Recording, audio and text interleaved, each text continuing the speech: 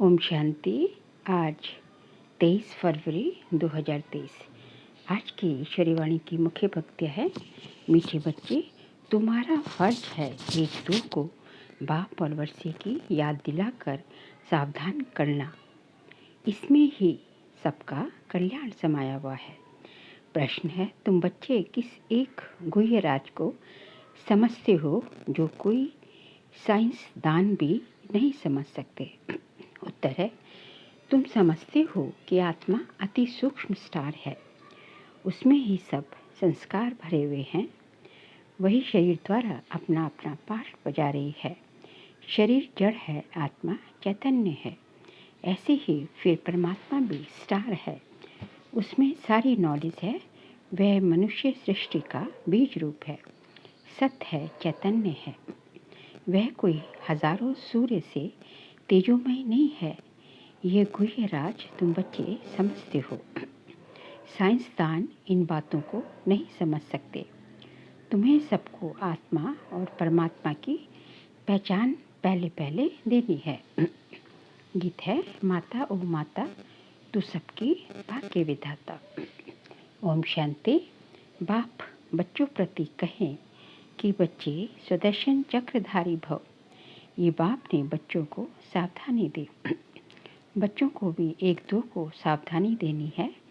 बाप को याद करने से झट व नशा चढ़ जाता है। स्मृति दिलाने के लिए एक दो को सावधान करना है।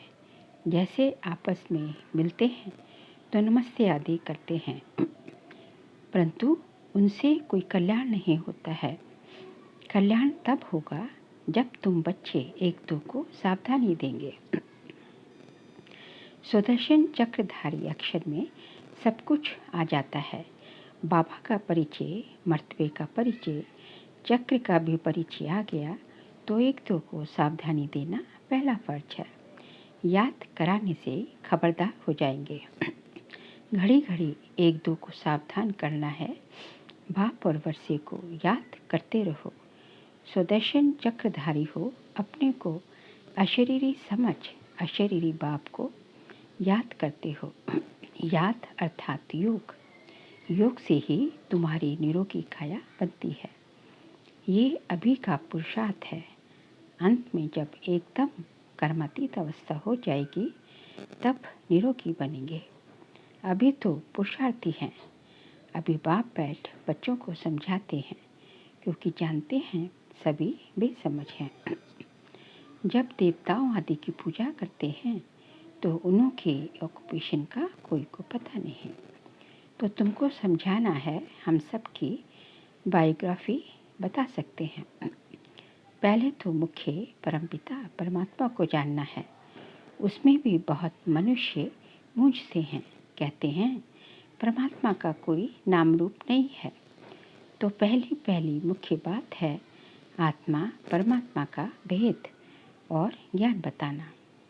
ये तो जानते हैं सब आत्मा है।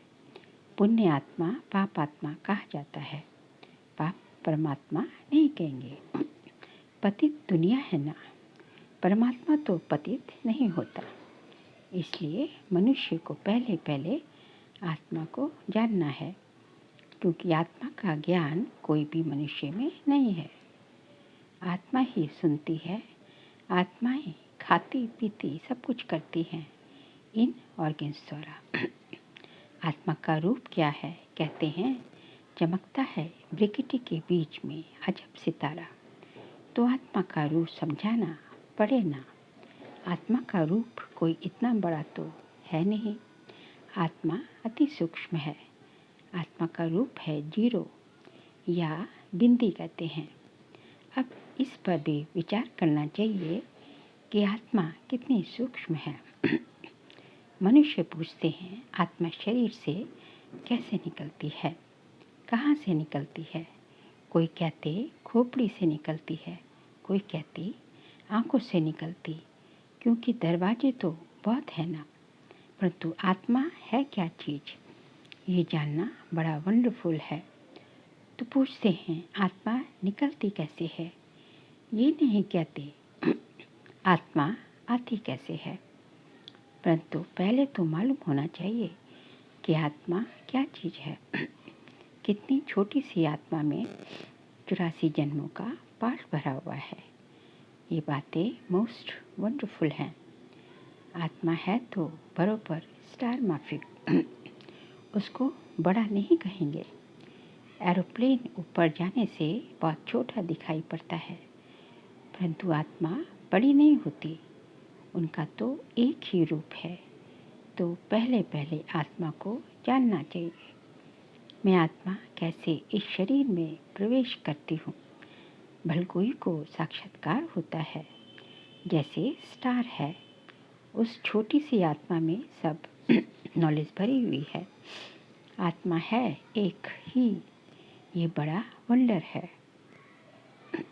परमात्मा के रूप का भी किसको पता नहीं। वास्तव में जैसी आत्मा वैसे ही परमपिता परमात्मा है। वह भी बाप है। भले यहाँ बाप और बच्चा छोटा बड़ा होता है, कहाँ, इस दुनिया में, लौकिक दुनिया में, साकार दुनिया में, परंतु आत्मा छोटी बड़ी नहीं हो सकती। आत्मा और परमात्मा के रूप में कोई भेद नहीं, दोनों बिंदु स्वरूप है। बाकी दोनों के पाठ में, संस्कारों में भेद है, तभी उसको आत्मा और उसको परमात्मा कहते हैं। बाबा समझाते हैं, मेरे में क्या संस्कार हैं, तुम आत्माओं में क्या संस्कार है। मनुष्य आत्मा और परमात्मा के रूप को ना जानने के कारण आत्मा परमात्मा एक कह देते हैं। बड़ा घोटाला कर दिया है। जानना बहुत जरूरी है। परमात्मा भी है, ब्रह्मा विष्णु शंकर भी है, इन सब में आत्मा है। जगदम्बा सरस्वती को गॉडेस ऑफ नॉलेज कहते हैं। तो जरूर सरस्वती की आत्मा में नॉलेज होगी, परंतु उसमें कौन सी नॉलेज है ये कोई को पता नहीं। सिर्फ कह देते हैं गॉडेस ऑफ नॉलेज। अखबारों में आर्टिकल्स आदि पढ़ते हैं तो उस पर समझाना चाहिए। तुम कहते हो सरस्वती गॉडेस ऑफ नॉलेज, परंतु उसने कौन सी नॉलेज दी, कब दी। उसको जरूर गॉड से नॉलेज मिली होगी। गॉड का रूप क्या है। गॉडेस ऑफ नॉलेज ये नाम कैसे पड़ा। नॉलेजफुल तो गॉड है। उसने सरस्वती को नॉलेजफुल कैसे बनाया। एक ही बात पर किसको संगम पर खड़ा कर देना चाहिए। बाबा कहते हैं, हम समझाते हैं, बाकी लिखने के लिए तो जगदीश भाई निमित्त रहे हैं। ये है नंबर 1 मुख्य एक्टर। आज बाबा जो है जगदीश भाई को, जिसे बाबा ने संजय का टाइटल दिया था, वो जो है उनके लिए कहते हैं नंबर 1 मुख्य एक्टर हैं। ये तो बाबा के साथ राइट हैंड होना चाहिए। परंतु ड्रामा की भावी ऐसी है जो इनको दिल्ली में भी रहना होता है। कल पहले वाला पाठ है, अर्जुन का नाम मुख्य गाया हुआ है। अब तुम बच्चे हर बात का अर्थ समझते हो। पहले पहले तो आत्मा और परमात्मा को समझना है।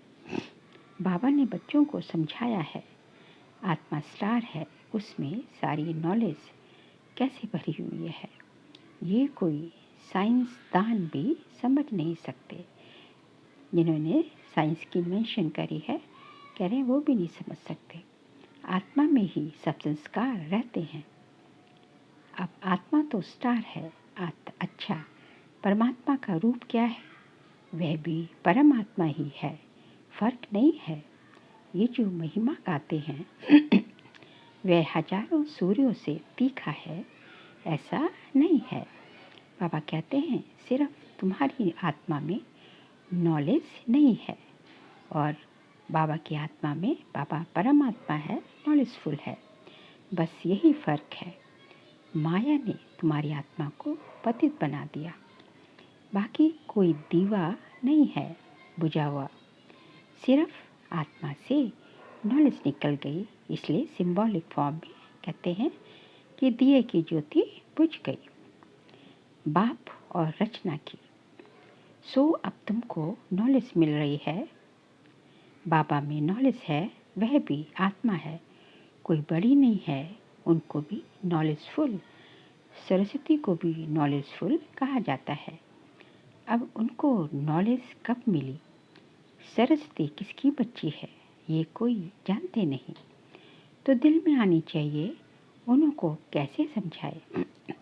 बाप परमात्मा कौन है, वह भी समझाना है कि वह स्टार है, उसमें सारी नॉलेज है। गॉडफादर मनुष्य सृष्टि का बीज रूप है, सबका बेहद का बाप है, वह सत्य है, चैतन्य है, उनमें सच्ची सच्ची नॉलेज है, उनको ट्रुथ भी कहते हैं, और कोई में सच्ची नॉलेज है नहीं। रचयिता एक पिता है, बाप है, तो सारी रचना की नॉलेज भी उनमें ही है। झाड़ का बीज रूप है ना, आत्मा तो चैतन्य है, शरीर तो जड़ है। जब आत्मा आती है तब यह चैतन्य होता है, तो जब आत्मा आती शरीर के अंदर प्रवेश करती है माँ के गर्भ में, तब जो है वो चैतन्य बन जाता है। तो बाप समझाते हैं, मैं भी वही हूँ, आत्मा छोटी बड़ी हो नहीं सकती। जैसे तुम आत्मा हो वैसे परमात्मा यानी परमात्मा है, फिर उनकी महिमा सबसे ऊंच है। मनुष्य सृष्टि का बीज रूप है, मनुष्य ही उनको याद करते हैं। ये तो जानते हैं बाप ऊपर में रहते हैं, कहाँ, परमधाम में। आत्मा इन ऑर्गन्स द्वारा कहती है, हे परमपिता परमात्मा। मनुष्य ये नहीं जानते क्योंकि देह अभिमानी है। तुम अभी आत्म अभिमानी बने हो, अपने को आत्मा निश्चय करते हो। तुम जानते हो गॉड तो निराकार को ही कहा जाता है, हम उनकी संतान हैं। वे गॉड ही आकर नॉलेज देते हैं, उनको नॉलेजफुल ब्लिसफुल कहा जाता है। रहम का सागर, सुख का सागर, शांति का सागर, ये महिमा दी गई है। तो जरूर बाप से बच्चों को वर्षा मिलना है। उन्होंने कोई समय आकर वर्षा दिया है, तब महिमा गाई जाती है।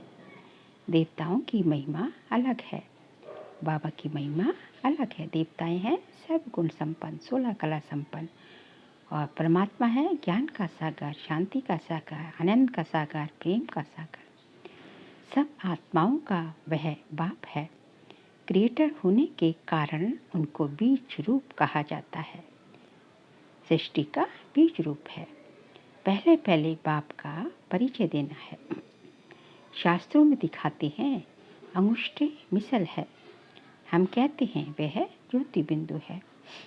चित्र भी बनाया है, परंतु इतना बड़ा तो वह है नहीं, वह तो अति सूक्ष्म है। तो क्या समझाएं, तुमको कहेंगे चित्र में इतना बड़ा रूप क्यों दिखाया है, बोलो नहीं तो क्या रखे, बोलो नहीं तो क्या रखे। वह तो एक बिंदी है, फिर उनकी पूजा कैसे करेंगे, उन पर दूध कैसे चढ़ाएंगे।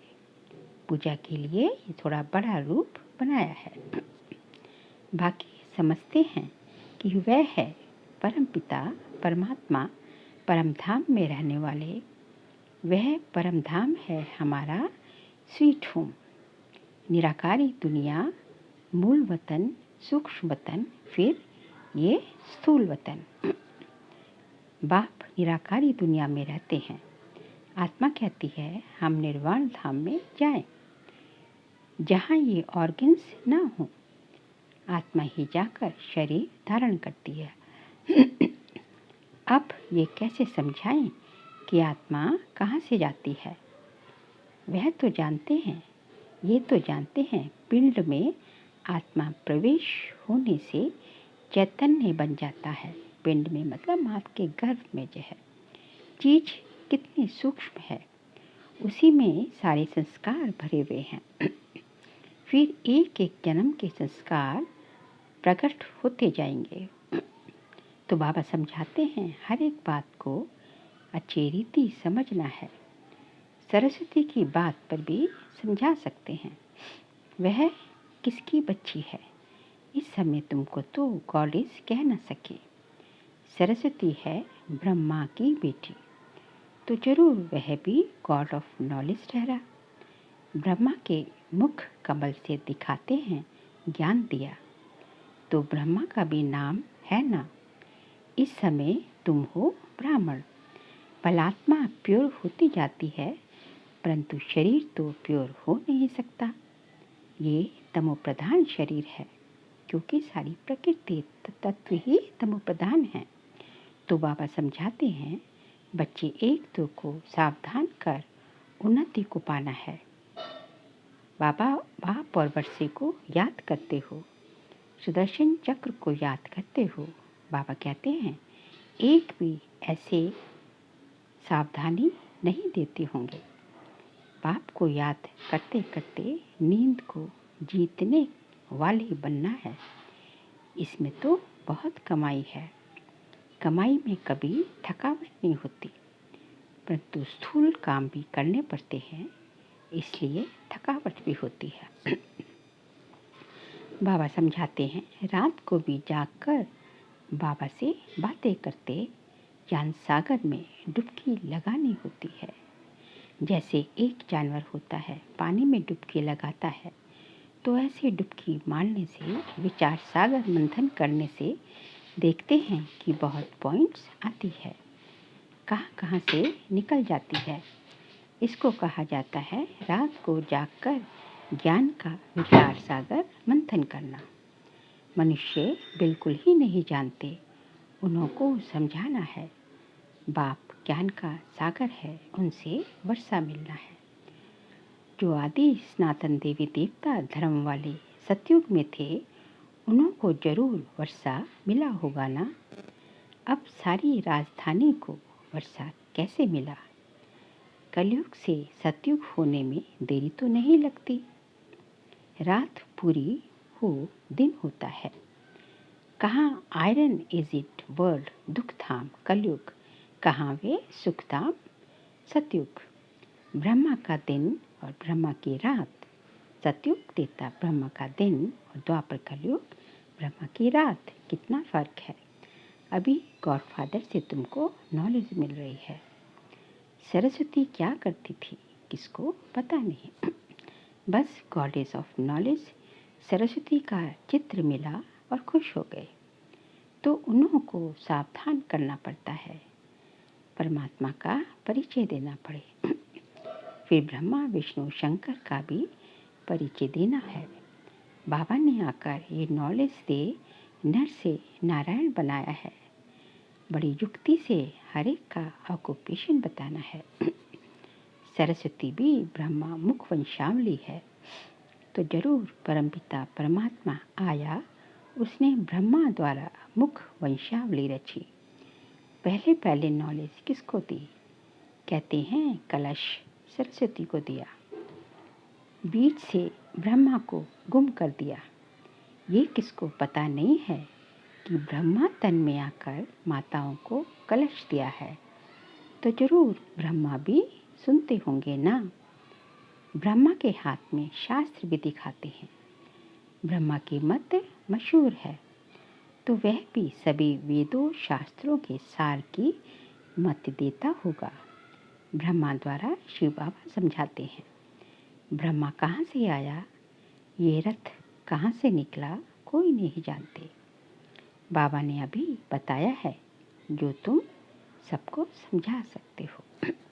अच्छा, मीठे मीठे सिखलते बच्चों प्रति माता पिता बाप दादा का याद प्यार और गुड मॉर्निंग।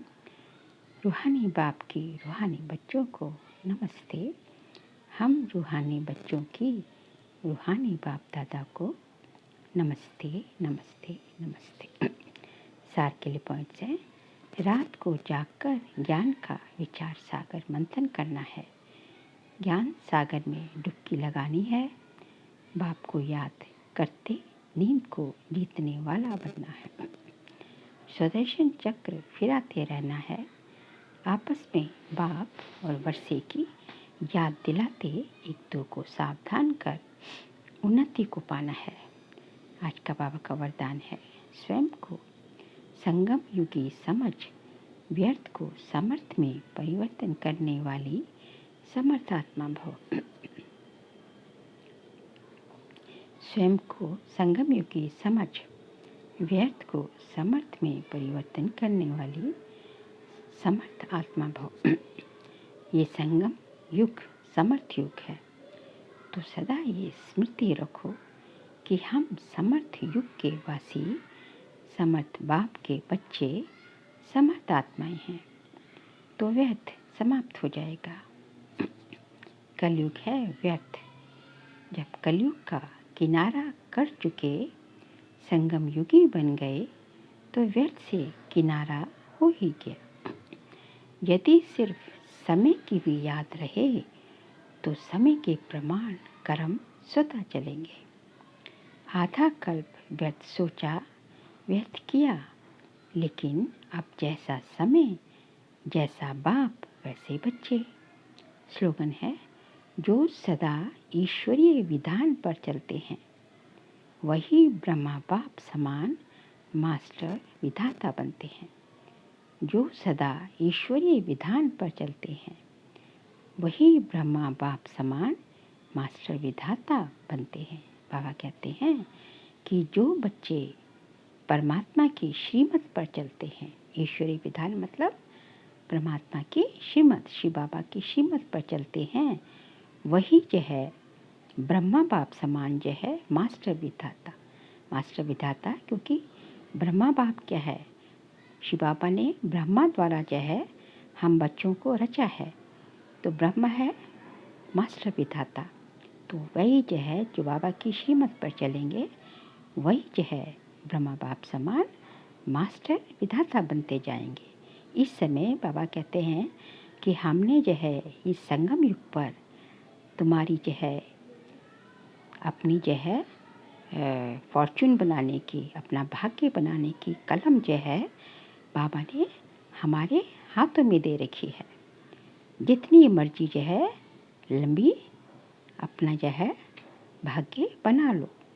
और वो कलम क्या है, जैसे जैसे तुम्हारा कर्म, जैसे जैसे तुम कर्म करोगे, जैसे तुम पुरुषार्थ करोगे, उसके अनुसार ही तुम्हारा भाग्य बनता जाएगा। अच्छा, ओम शांति।